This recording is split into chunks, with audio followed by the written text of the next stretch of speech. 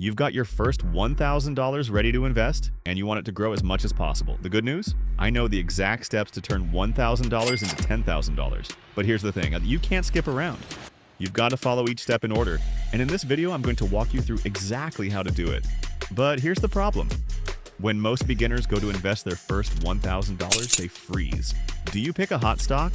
Do you throw it into crypto or just leave it in savings because you don't want to mess it up? I know that feeling because I used to do the same thing.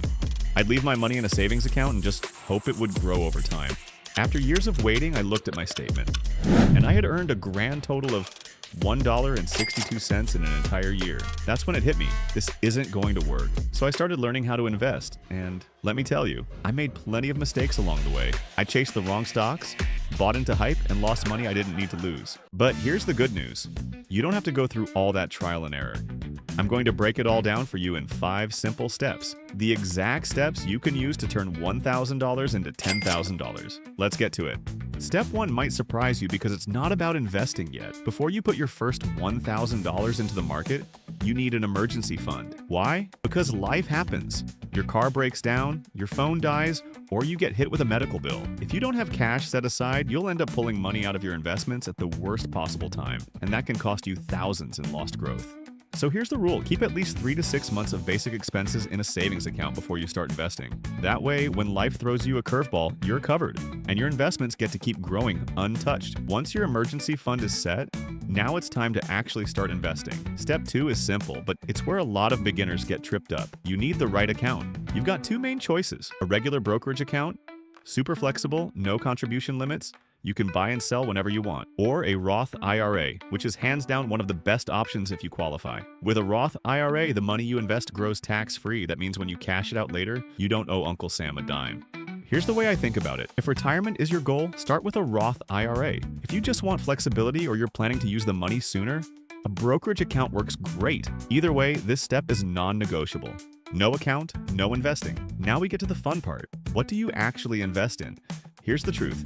Most beginners try to pick one hot stock, hoping it'll skyrocket. But that's like putting all your chips on one number at the roulette table. Sometimes you win big, but most of the time you lose. That's why step 3 is to start with an ETF, exchange-traded funds. Think of an ETF like a basket filled with hundreds of different stocks. Instead of betting on just one company, you're spreading your money across many. The 2 I recommend starting with are VOO or VTI. VOO tracks the S&P 500, the 500 biggest companies in the US. VTI goes even broader, covering almost the entire stock market. With just one ETF, your $1,000 instantly gets diversified, which means less risk and more steady growth. Now, while ETFs are the smartest place to start, it's also okay to put a small slice of your money into individual stocks you really believe in. Here's the key. Don't go chasing hype or the stock of the week. Pick companies you actually understand and think will still be strong 10 years from now. Maybe it's Apple, maybe it's Microsoft, maybe it's another business you personally use every single day. The point is, this lets you feel more connected to your investments, and it gives you the chance to ride the long-term growth of companies you believe in.